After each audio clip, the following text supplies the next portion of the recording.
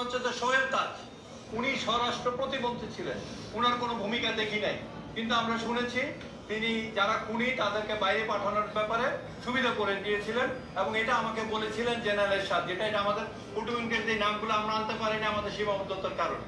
হ্যাঁ, এবং জেনারেল এরশাদ আমাকে বলেছেন, আমি জানি কারা কারা এই প্লেনে করে খুনিদেরকে বাইরে পাঠানোর ব্যবস্থা করেছে।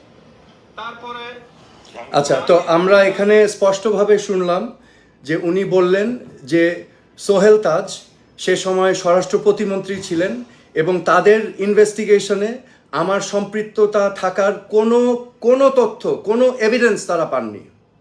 কিন্তু উনি আবার পরবর্তী সেন্টেন্সে বললেন যে উনি শুনেছেন জেনারেল এরশাদের কাছ থেকে, যেটাকে বলা হয় হিয়ারসে এভিডেন্স। তিনি শুনেছেন, যেটা এভিডেন্স না, সরি, এটা হিয়ারসে, যে জেনারেল এরশাদের কাছ থেকে শুনেছেন যে আমি নাকি এখানে পলায়নের জন্য ব্যবস্থা করে দিয়েছি, এবং জেনারেল এরশাদ শুনেছেন অন্য জায়গা থেকে। তার মানে হিয়ারসের উপর হিয়ারসে। এবং এই স্টেটমেন্টটার কিছু সমস্যা আছে। এখানে উনি একজন প্রয়াত ব্যক্তির হিয়ারসে নিয়ে এখানে জনসম্মুখে উপস্থাপন করেছেন। এটা ঠিক না, এটা একেবারেই ঠিক না। এটা হচ্ছে একজন মানুষকে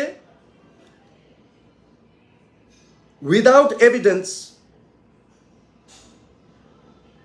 কালিমা দেওয়া, ঠিক আছে?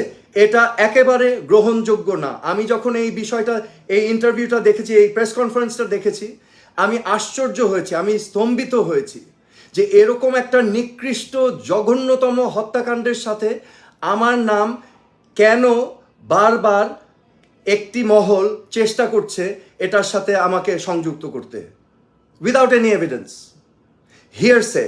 তো আজকে আমি মনে করি যে এই কথাবার্তাগুলোর কারণে আমার পরিবার, আমার শহীদ পিতা তাজউদ্দিন আহমেদ বাংলাদেশের প্রথম প্রধানমন্ত্রী ছিলেন, আমাদের মহান মুক্তিযুদ্ধের নেতৃত্ব দিয়েছেন।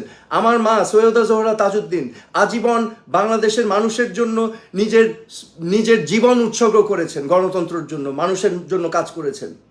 আমাদের পরিবার এবং আমার ভাবমূর্তি ক্ষুণ্ণ হয়েছে।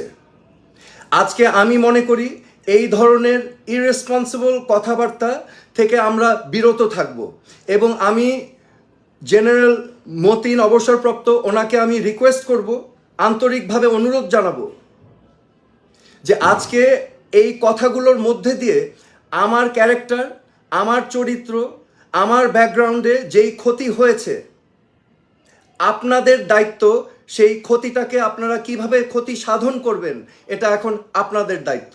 আমি আপনাদের কাছে এটা আমি অনুরোধ করব, আপনারা জনসম্মুখে এসে আপনারা ক্লিয়ার করবেন এটা কেন বলেছেন। This is not right. একজন নিরপরাধ নির্দোষ মানুষকে এরকমভাবে উইদাউট এভিডেন্স হিয়ারসে, একজন মৃত ব্যক্তি, প্রয়াত ব্যক্তির কথার উপর ভিত্তি করে সে আবার হিয়ারসে করে শুনেছে, ওটা দিয়ে আপনারা বলে দিলেন। এটার উদ্দেশ্যটা কি? কেন করলেন? Why did you do it? আমার কাছে এখন, আমি মনে করি আমার প্রশ্ন এবং সকলের প্রশ্ন যে এটা কেন করা হলো, এটার পিছে উদ্দেশ্যটা কি? আমি জানি যে একটি মহল বেশ কিছুদিন ধরে এই ধরনের নানা ধরনের আলাপচারিতা ইন্টারনেটে ছড়িয়ে দিচ্ছে, এবং এটা একটি ক্ষুদ্র অংশ, উইদাউট এনি এভিডেন্স, হিয়ারসে বলে একটার উপর একটা বলছে। তো আমি আবারও অনুরোধ করব জেনারেল মতিনকে যে আপনি দয়া করে আমার পরিবারের ভাবমূর্তি যাতে ক্ষুণ্ণ না হয়, আপনারা অতি শীঘ্র পদক্ষেপ নেবেন, এবং এই যে একটা